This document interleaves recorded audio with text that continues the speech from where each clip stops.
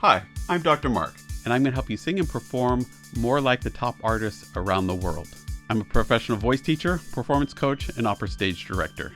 I've helped thousands of singers around the world learn the techniques and methods that got the top singers to where they are. Let's talk about what makes Nightwish's Ghost score live so awesome. Now, before we start, a few things. This has been on my to-do list for a really long time. Little nervous because it's one of the most commented on, reacted on videos out there. And I guess the nervous part is wanting to make sure that I'm stopping the song at the right places and not making people upset and giving something that's going to be valuable to you to listen to. So apologies up front if I stop it at the place that you don't want me to stop it at the right place. I'll do my best. Here we go.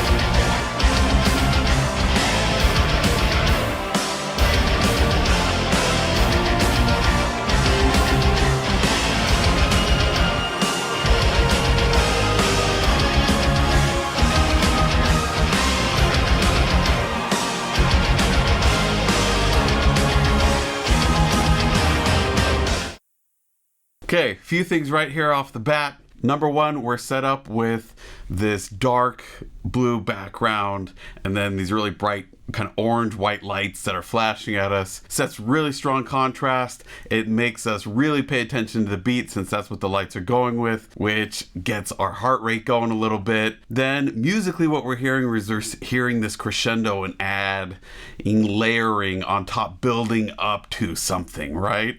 Which is really, really exciting. So it has this kind of mood music beat that just keeps getting bigger and bigger and grander and grander. So it makes us think, what's next? What's coming next?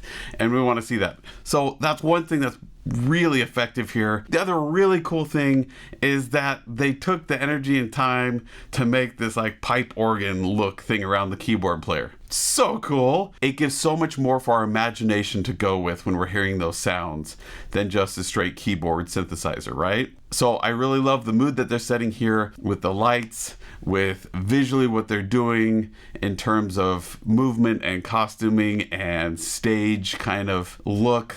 Love it.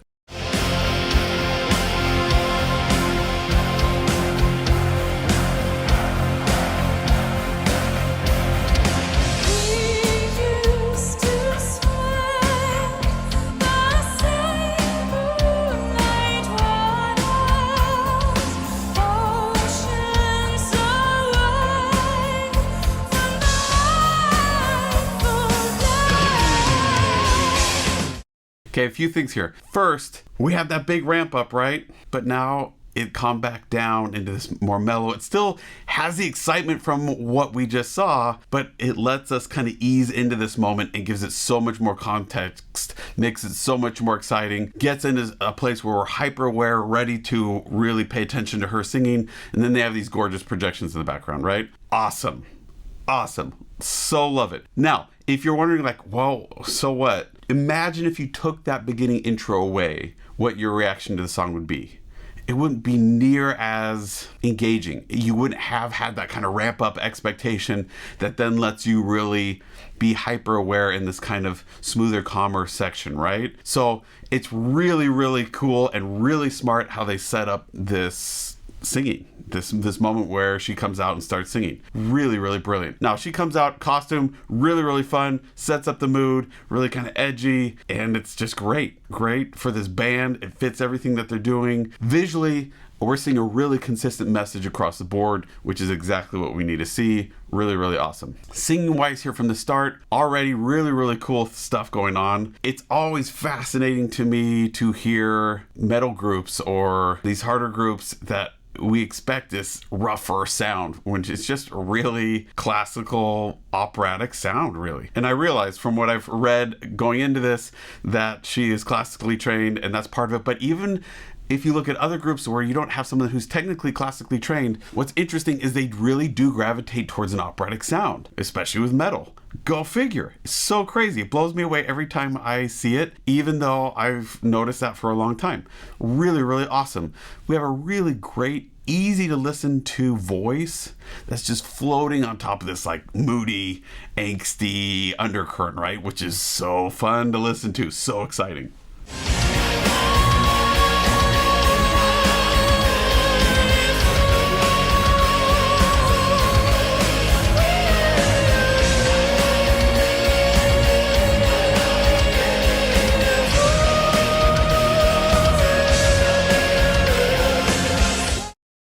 Okay, do you see any tension in her body? I'm not. It looks so relaxed. This is really important because if you listen to the music might suggest a lot of tension, a lot of like angstiness. Her voice isn't. This really strong contrast is what makes this so exciting to listen to. She's letting her body stay relaxed, letting the music create that tension and that energy. She's putting forth emotional energy and engaging her voice in an interesting way and being expressive, but without any rigid tension, any grabbing, any pushing, any force. She's just keeping it nice and fluid and consistent. Also want to point out the consistent fluid airflow that she's using here, where there aren't any big breaks, there isn't any pushing, there isn't anything but nice, clean, clear sound. And it's gorgeous. The other thing I want to point out here is you'll notice it's tough to tell a lot because there's that mic in front of her mouth, but you can tell, especially right when she starts singing in some of these other moments, that these teeth pop out. This upper tooth smile that we've talked about that helps it stay clean and bright and forward and keeps it from getting woofy. That's what's letting her get this fuller, easy kind of angelic sound up on top here without it getting woofy. So it's rich and full, but also forward. Love it.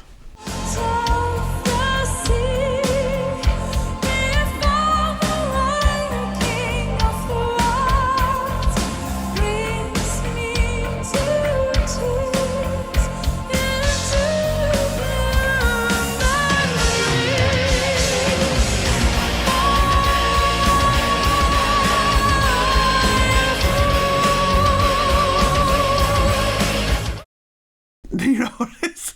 That's amazing. Look at where her mouth was, right? In those moments, there's some great side shots here where you can see the upper tooth smile, that jaw is releasing just down and back so gorgeously, that tongue staying forward, it's not pulling back. So she's just getting out of the way of this sound, so we get this crystal clear, gorgeous sound. The other thing I want you to pay attention to here is vibrato, how much you're hearing. A lot of times I have students coming in and we start talking about vibrato and using that as a way to help get things a little more consistent, not to manufacture it, but to allow it to come out. When we start talking about it, sometimes the initial response is that vibrato seems manufactured or false, and that straight tone seems more natural. What's interesting is when the voice is working at its most efficient and most relaxed, most natural, we get vibrato in it, even with little kids. So what's interesting here is when we're listening to her singing here, we might expect, and our ears can forget, that she's singing with so much vibrato, but really there's a lot of vibrato going on here. What makes it so it doesn't sound distracting and sound like this big wobbly vibrato that we associate with the term vibrato when a lot of people think about it, is that it's nice and even. Its amplitude, meaning how many notes it's kind of covering, is really, really small and fast and consistent. It's just pleasant. That's a natural sounding voice that isn't forced, isn't pushed, isn't overly manufactured. And so pay attention to that, because though I don't necessarily want you to go right now and go manufacture and try to make this vibrato happen, if you'll allow yourself permission to let that happen and free up your voice, realizing that's a sign that things are working efficiently, being aware of vibrato can be a very helpful tool in itself.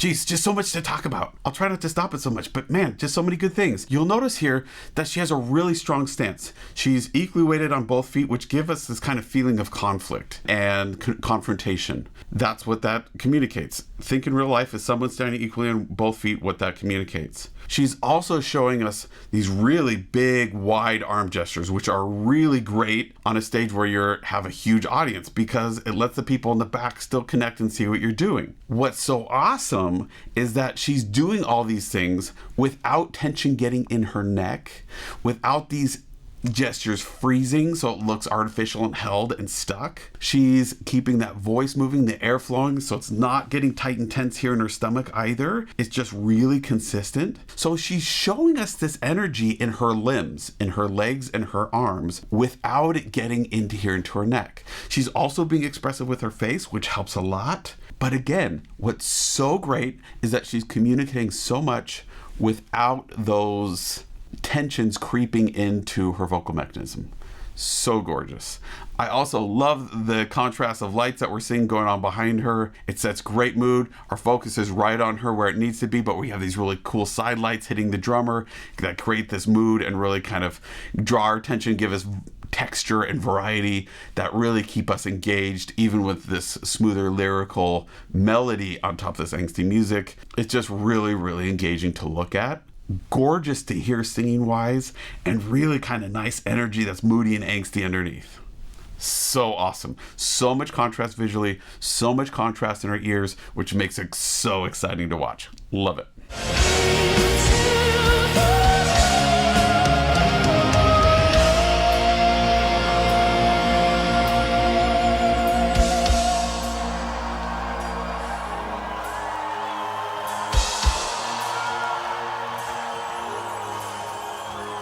Siren from the deep came to me, sang my name, my Lord. Is she trying to compete with her band? If you go from that really loud section before, where the band, there's lots of drums, lots of instrumentation going on, and then this quieter section, is she changing her technique? No, she's not.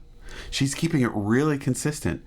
She's trusting the mic to do its job, the sound engineer in the back to do their job, trusting her technique, keeping it consistent, keeping it easy, letting the music do its job. She's not trying to compete, not trying to force anything. She's just singing with her voice in a way that's sustainable, easy, and consistent. So smart. Love it. Still I write my songs about the dream of mine, worth everything I may ever be. The child will be born again, that siren carried into me. First of them true. Nice fluid gestures. Love it. Sitting on the shoulder of an angel without care for love alone. Love it. I can't get enough of it. It's so awesome. You have these, when I say fluid gestures, what I mean is gestures that aren't stuck. As soon as gestures stop or freeze, then it's not believable anymore. It's like something happened, like there is some kind of panic response, so that they keep moving. The key there, though, is that they don't move at a consistent speed. If they move at a consistent speed, that's also a sign that something off. So we have these natural gestures that are moving and fluid and match the mood of the music, but they have a lot of variety and contrast in them at the same time. What she is demonstrating so wonderfully here is how to be expressive, to show engagement, to show moments of emotional tension in the limbs, in her face, in her hands, but not letting it creep here. Oh, it's just so amazing.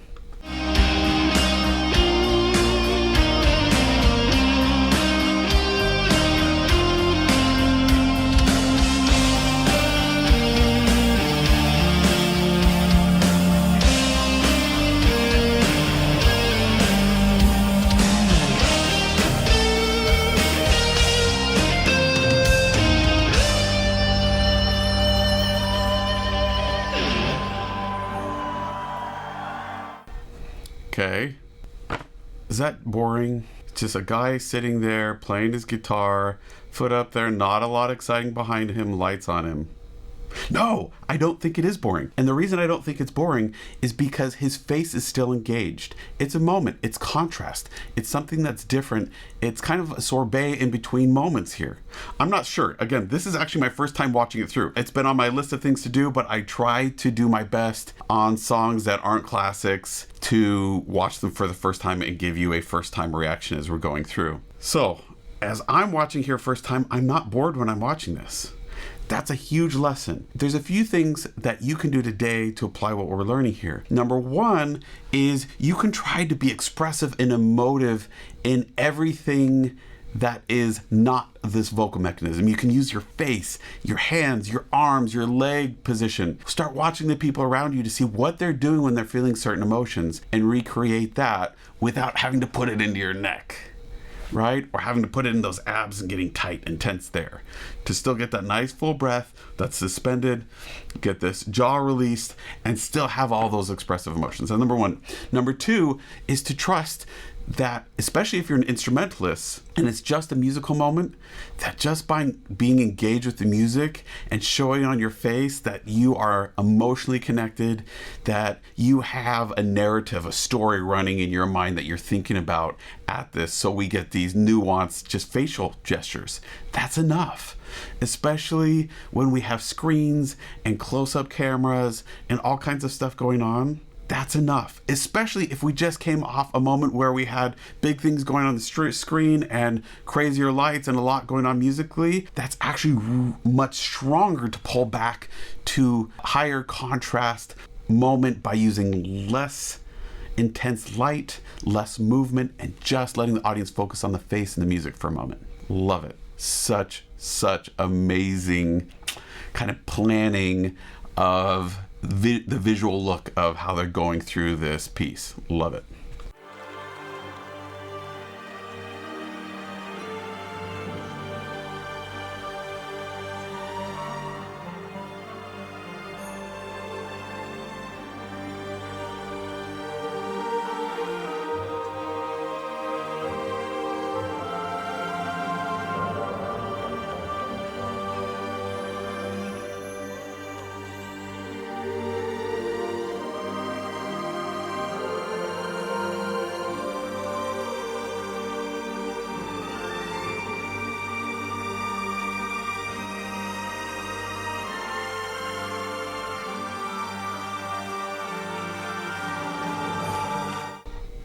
Check that out. Like, they all kind of leave the stage. It just goes blank. We have this super high energy start, and now it's just like we're coasting on smooth water. It's just this euphoric moment. Wow, with these purples on stage, it's just so serene. It is just unreal. It's like it's a transcendent experience where at this moment, I'm sure even if you were there in the audience, that it would just feel like all of a sudden you're floating in air. It's just, it's gorgeous.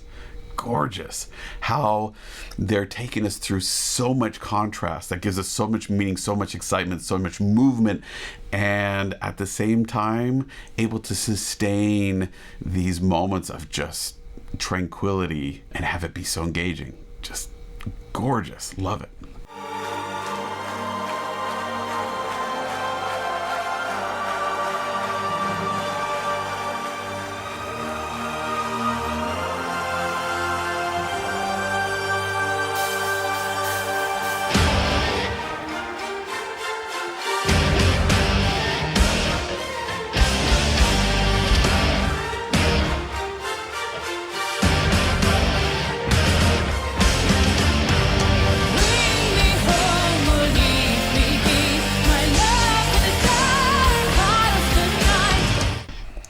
Okay. Again, so much contrast. We had this tranquil moment that really set the expectation of this building kind of, it's transcendent and euphoric, but it's also suspenseful, right? We're wondering what's going to come next. Then we get this super big contrast moment where we get this guitar coming in and this organ, and she's singing with more brightness, more forwardness, a little more edge in her voice. They're just taking us on this huge roller coaster ride, which is awesome.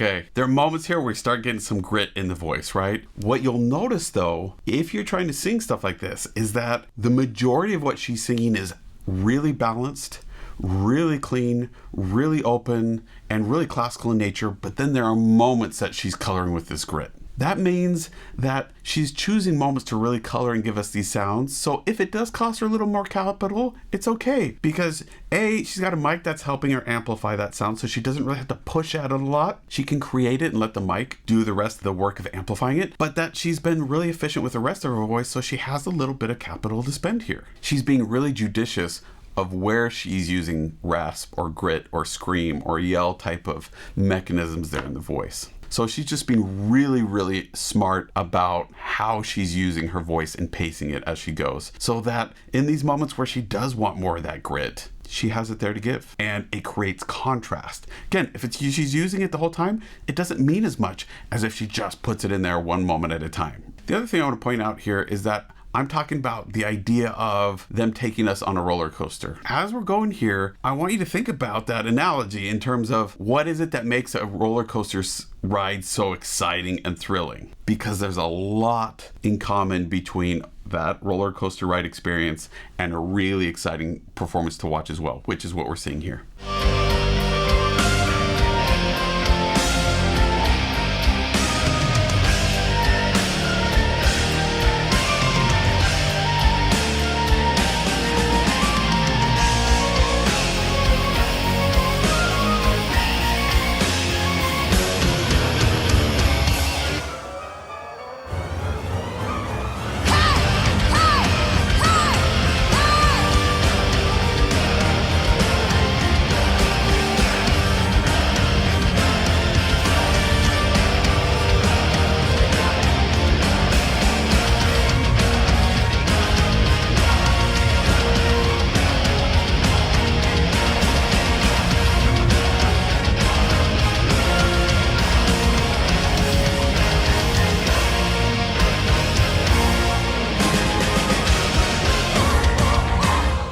So a few things that I want to point out here in this moment.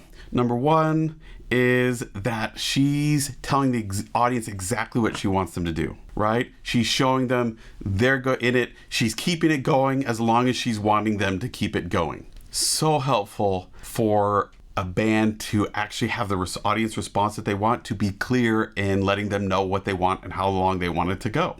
Really, really huge. The other thing I want to point out here is you'll notice as she's moving a lot with hips and shoulders and stuff there. If you work with performers who are young and new, a lot of times to get them to do that much movement often to them feels silly, seems exaggerated, feels like too much. But you'll notice if we're looking here on stage, it doesn't look like too much. It's actually just what we need to see. We need to see that much because the music calls for it, the mood calls for it. So what we can learn here is take your movements too far and then video. Have other people watch. My experience is 90% of the time when a singer and performer feels like they're taking it just a little too far, it's just barely enough for the audience. So with that, stretch yourself. Push yourself to just do a little too much. Use your hips just a little too much. Move your shoulders just a little too much. And you're going to find that your audience, most of the time, will eat it up and they'll love it. Am I suggesting that I want you to be dishonest to your character or dishonest to the song? No. It's just when we're in front of people, the natural response is to be a little more restrained. And in daily movement and activity, we're usually a little more restrained. So what I'm asking for is to have you let go of some of those inhibitions when you're on stage and let your body just be as expressive as it can. And if the music is really calling for a lot, real expressive, then your body has to come along for the ride. It won't look believable unless it does. Here, I love it. Across the board, I'm seeing something that matches, and when it doesn't, like this angsty music with her nice lyrical melody on top, it creates a contrast that works together really well. They're communicating the same thing, but it becomes two pieces of information that are juxtaposed on each other to create something else, and it's just lovely. Love it.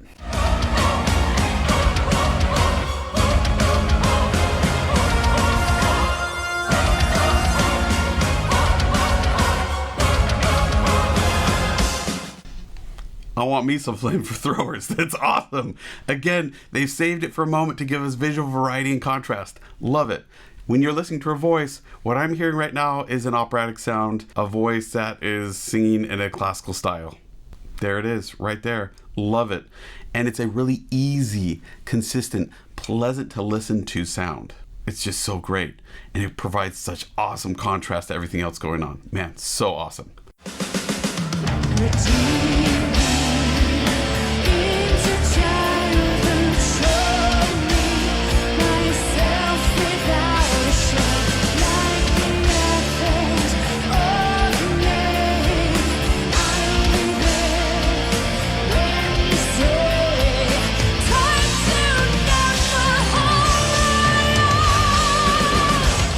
Okay, we were just talking about how she's singing with a really classical voice.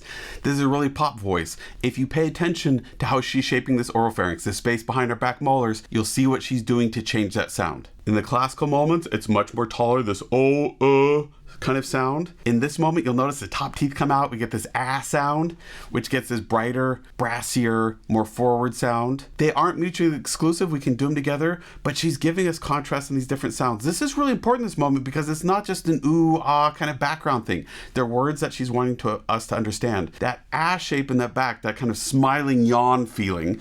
So imagine that you're yawning and smiling at the same time is going to help with the text intelligibility. If we just have that tall space in back, it makes it much more difficult for an audience to understand that text. It's just not as clean. The overtone series is different and it makes it harder to understand. This space in the back lets that text be understood a little more clearly, which makes this a really smart choice in this moment.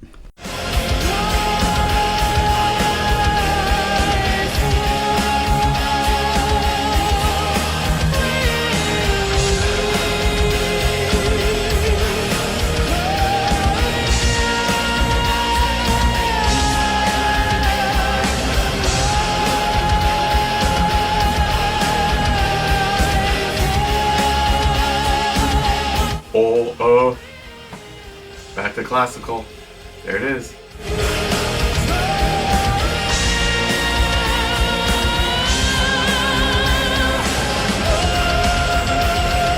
Back to classical tall.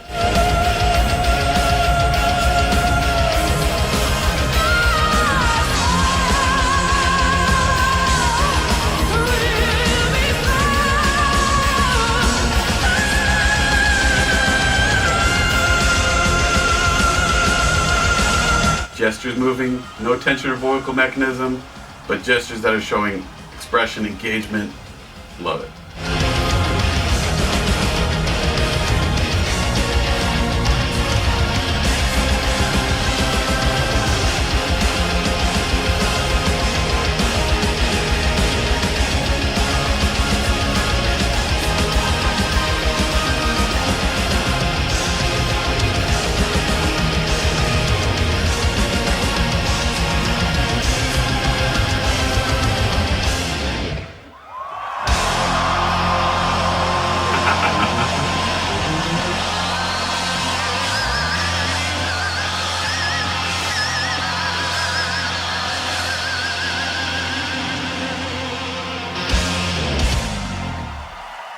Okay, final bit of brilliance here that we can learn is to really plan your starts and stops and transition moments. It's those moments that are going to take some more choreography type work so that everyone is clear and ideally has a visual cue to know when those stops and starts happen, when we make big changes and how they're going to go so we can all stay in line and stay really sync. So the entire ensemble can stay in sync and seem just really together and on it with each other. They did this here. She has a nice final pose.